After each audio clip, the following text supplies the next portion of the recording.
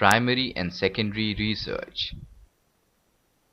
We all know that the different types of data used for marketing research problems and their role in research process. In this lesson, we will explain data collection criteria, sources of secondary data, limitations of secondary data, and primary data collection methodologies. After going through this presentation, you should be able to explain types of data, limitations of secondary data, list sources of secondary data, define primary data, and describe the methods of collection of primary data. Let us begin with types of data. Primary data is the information that is developed or gathered by the researcher specifically for the research project at hand. Secondary data is the information that has previously been gathered by someone other than the researcher and/or for some other purpose than the research project at hand. Tertiary sources which can locate secondary data and data set. Secondary data is data that has been collected by others for another purpose. It is important to us because it can save considerable time and effort in solving the research problem at hand.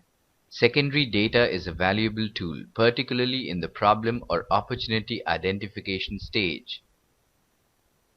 Advantages and disadvantages of secondary research.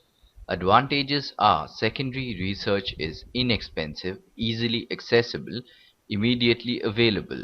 It will provide essential background and help to clarify or refine research problem, essential for literature review.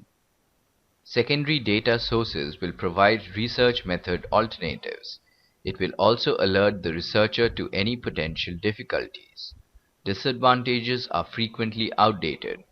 For example, sample data potentially unreliable, not always sure where information has come from, may not be applicable, may not totally answer your research questions. Lack of availability, that is, no data available or very difficult to obtain.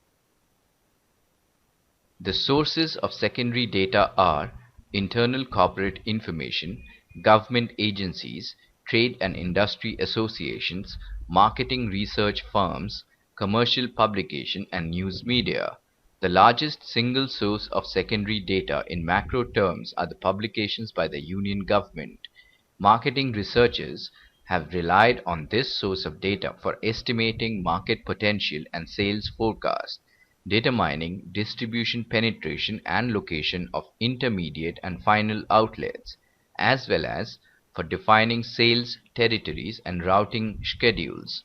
Most of the demographic data are available through census. Primary data collection begins when a researcher is not able to find the data required for his research purpose from the secondary sources. Market researchers are interested in a variety of primary data about demographic or socio-economic characteristics, attitudes, opinions, interest, awareness or knowledge, intentions, motivation, and behavior. Primary sources usually provide more detailed information than the secondary sources. The major sources of primary data include respondents, analogous case situations, and research experiments. The main advantage of primary data is that they will answer a specific research question that secondary data cannot answer. It is applicable and usable if done right, accurate and reliable, can answer your direct research questions, up to date as you have collected the data. The disadvantages of primary research are the cost of primary data may range from a few $1,000s for a limited survey to several million for a nationwide study. To save money, firms may cut back on the number of interviews or piggyback studies by gathering data on two different projects using one questionnaire. Survey research is the most popular technique for gathering primary data in which a researcher interacts with people to obtain facts, opinions, and attitudes. Observation research is a research method that does not involve personal interaction between interviewer and subject. Observation research depends on watching what people do. It may be conducted by human observers or machines. In-home personal interviews provide high-quality information but are expensive because of travel time and mileage costs for the interviewer. Not a popular survey tool.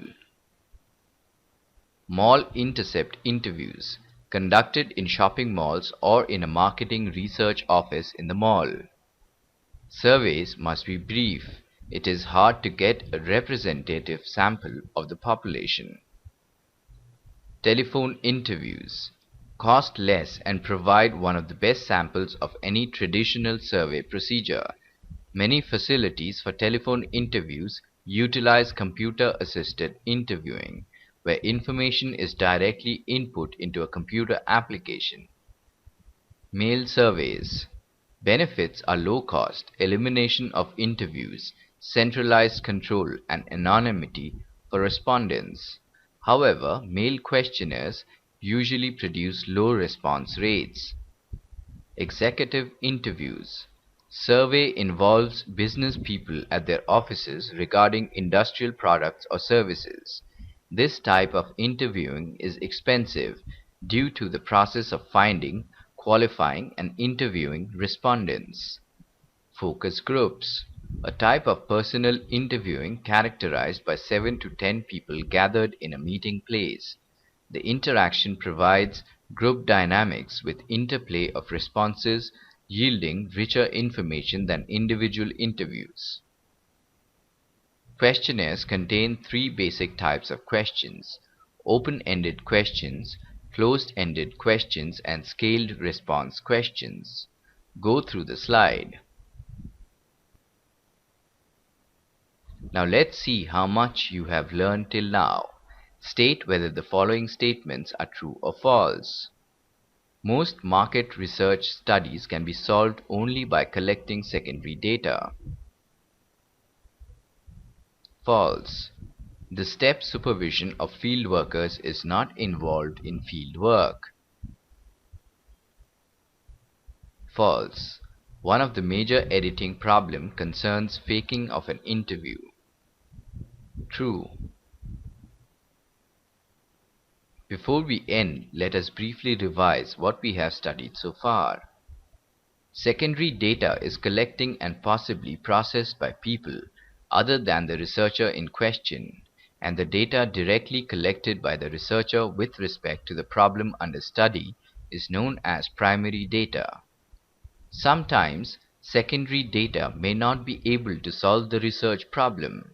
In that case, researcher needs to turn towards primary data. Primary data may pertain to lifestyle, income, awareness, or any other attribute of individuals or groups. There are two ways of collecting primary data, namely observation and by questioning the appropriate sample. Observation method has a limitation, that is, certain attitudes, knowledge, motivation, etc. cannot be measured by this method. For this reason, researcher needs to communicate. Communication method is classified based on whether it is structured or disguised. Structured questionnaire is easy to administer. This type is most suited for descriptive research. If the researcher wants to do exploratory study, unstructured method is better. Questionnaire can be administered either in person or online or through mail questionnaires. Each of these methods has advantages and disadvantages. Pre-testing of the questionnaire is preferred before introducing to a large population. Personal interview to gather information is very costly. Therefore, sometimes mail questionnaire is used by researchers to collect the data.